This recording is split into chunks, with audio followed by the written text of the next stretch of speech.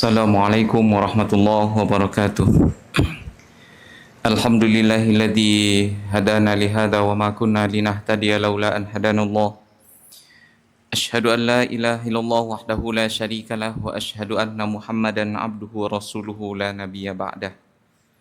Ibu bapak, saudara-saudara jemaah zuhur yang dimuliakan Allah, puji dan syukur kehadirat Allah Subhanahu wa taala senantiasa kita ulang selalu alhamdulillah sampai saat ini. Allah masih karuniakan banyak nikmat kepada kita sehingga kita bisa hadir melaksanakan kewajiban kita solat zuhur yang insya Allah akan kita laksanakan sebentar lagi. Salawat beriring salam buat junjungan kita Nabi besar Muhammad sallallahu alaihi wasallam. Allahumma shalli ala Muhammad wa ala ali Muhammad yang telah menuntun kita ke jalan yang mulia dan agung ini. Ibu bapak jamaah zuhur yang dimuliakan Allah, ketika Allah Subhanahu wa taala menciptakan alam semesta ini, Allah memuliakan di antara makhluk-makhluk yang diciptakannya itu dengan memberikan kelebihan-kelebihan. Ketika Allah ciptakan manusia, dilebihkan para nabi daripada yang lain-lainnya.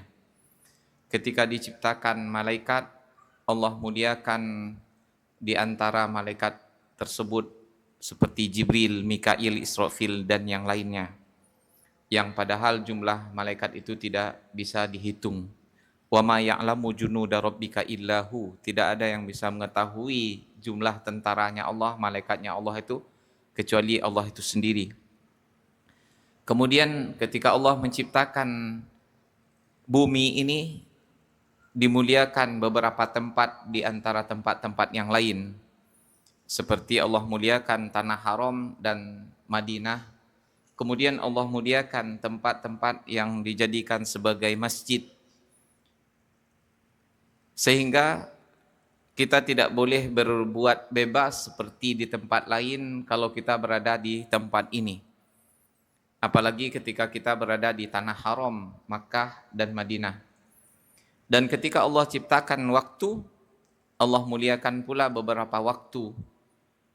Hari Jumat dibandingkan hari-hari yang lain. Kemudian waktu dalam 24 jam dilebihkan sepertiga malam terakhir. Kemudian dari seluruh waktu dalam sepanjang tahun Allah utamakan 4 bulan diantaranya sebagai bulan haram. Di mana kalau kita berbuat di bulan ini, berbuat baik dilipat gandakan pahalanya, dan berbuat jahat juga dilipat gandakan dosa-dosanya. Maka oleh karena itu kita mesti berhati-hati ketika kita berada di tempat yang dimuliakan oleh Allah dan di waktu yang dimuliakan oleh Allah. Dan kaum muslimin yang dimuliakan Allah, perkara ini ternyata adalah perkara yang serius, luar biasa, sehingga Allah Subhanahu wa taala menyebutkan dalam satu ayat secara khusus ketika Allah berfirman di dalam surah At-Taubah ayat 36, Inna iddatas syuhuri indallahi isna asyara syahran fi kitabillahi yawma khalaqas samawati wal arda minha arba'atun hurum dzalikad dinul qayyim fala tazlimu fihinna anfusakum. Sesungguhnya jumlah bulan menurut Allah ialah 12 bulan. Sebagaimana dalam ketetapan Allah pada waktu Dia menciptakan langit dan bumi. Di antaranya ada 4 bulan haram, itulah ketetapan agama yang lurus, maka janganlah kamu menzalimi dirimu dalam bulan-bulan tersebut. Allah katakan bahwasanya 12 bulan itu sudah jadi ketetapan dalam penciptaan langit dan bumi, sebagaimana sudah menjadi kebiasaan kita dalam hitungan 1 tahun. Baik Qamariyah maupun Syamsiyah, baik itu Miladiyah maupun Hijriyah, sama-sama 12 bulan. Dan kata Allah, di antara 12 bulan itu ada di antaranya 4 yang diberikan kelebihan keistimewaan, ya, yang disebut dengan bulan haram. Apa itu? Zulqa'dah, Zulhijjah, Muharram, dan tersisih 1 di bulan Rajab. Di mana pada bulan-bulan ini kita tidak boleh berlaku bebas seperti di bulan-bulan yang lain. Allah Subhanahu wa taala mengharamkan kita untuk melakukan perbuatan zalim kapanpun dan dimanapun. Tetapi ketika melakukan perbuatan zalim di waktu bulan haram ini dan di tanah haram, dosanya jauh lebih besar daripada di bulan-bulan yang lain dan di tempat lain. Dan yang luar biasanya, di bulan haram ini Allah tidak mengatakan perbanyaklah amal kebaikan pada waktu itu. Dan bahkan juga di waktu haji dan di tanah haram itu Allah tidak katakan perbanyak perbuatan haram, perbuatan baik. Tetapi yang diingatkan kepada kita adalah fala tazlimu fihinna anfusakum. Jangan kalian menzalimi diri kalian pada bulan-bulan itu. Yang diingatkan kepada kita apa? Bukan melakukan perbuatan baik ini dan itu, tetapi jauhkan diri kalian melakukan perbuatan zalim. Baik itu zalim kepada Allah Subhanahu wa taala maupun zalim kepada alam semesta, yang semuanya itu kezaliman balik kepada diri kita sendiri, sehingga Allah sebut di situ jangan kalian menzalimi diri kalian. Ketika kita membangkang kepada Allah Subhanahu wa taala dan berbuat jahat kepada sesama makhluk, maka akibatnya kembali juga kepada kita, sehingga disebut orang tersebut menzalimi dirinya. Walaupun pada zahirnya mungkin dia menzalimi orang lain, pada hakikatnya sebenarnya dia menzalimi dirinya. Kaum muslimin yang dimuliakan Allah, kita pada hari ini berada di salah satu bulan haram dan 3 bulan ke depan, Zulqa'dah, baru setengah bulan kita lalui dan masih tersisa 2,5 bulan ke depan. Mungkin kalau kita tidak pernah mendengarkan kajian seperti ini, tidak mendengarkan penjelasan ayat ini, kita samakan seluruh bulan sama saja. Kita santai saja dalam melakukan perbuatan-perbuatan yang dilarang oleh Allah Subhanahu wa taala. Ya, oleh karena itu ketika kita mendapatkan ayat seperti ini, kemudian kita tadaburi dan kita pahami untuk hari-hari ke depan, kita lebih berhati-hati lagi. Lebih kurang 65 hari lagi ke depan kita masih berada di bulan haram ini. Kaum muslimin yang dimuliakan Allah, Allah tidak sebutkan kezaliman apa secara khusus yang tidak boleh kita lakukan. Pada ujung ayat itu dikatakan oleh Allah permasalahan tentang perperangan. Haram melakukan perperangan pada bulan-bulan ini. Tetapi secara umum insya Allah kita tidak akan melakukan perperangan. Ada yang lain yang bisa yang mungkin kezaliman, kejahatan yang bisa kita lakukan atau mungkin kita lakukan, maka jangan sampai jatuh kepada dosa-dosa tadi itu. Dan dia sangat banyak sekali.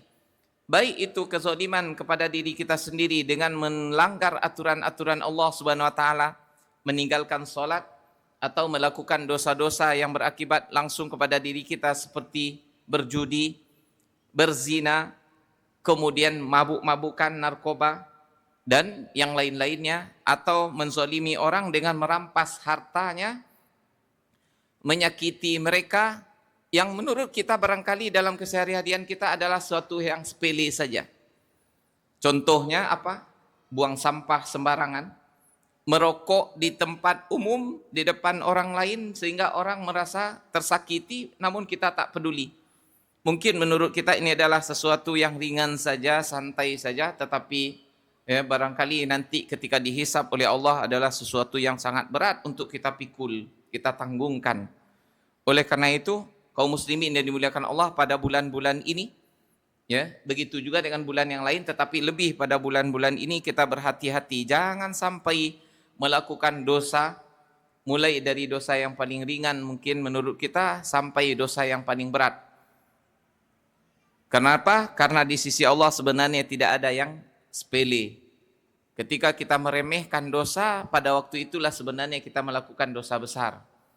Kaum muslimin yang dimuliakan Allah, selain itu, baru setelah itu kita memperbanyak atau berusaha untuk memperbanyak amal ibadah kebaikan. Apa kebaikan yang harus kita lakukan? Dalam hadis Rasulullah mengatakan bahwasanya amal yang paling afdol itu adalah amal di bulan-bulan haram. Dan beliau tidak menyebutkan secara khusus spesifik apa amalan yang harus kita lakukan itu. Umum saja, terserah. Ketika kita mampu untuk memperbanyak puasa, silahkan banyak berpuasa. Mampu kita untuk banyak solat, silahkan banyak solat. banyak membaca Al-Quran, berzikir dan yang lain-lain.